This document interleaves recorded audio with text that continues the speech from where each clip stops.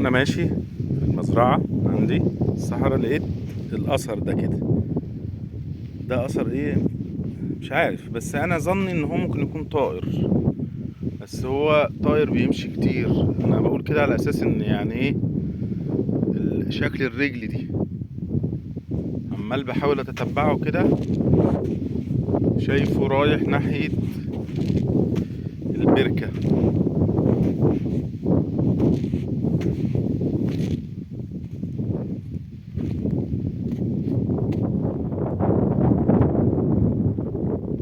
ممكن يكون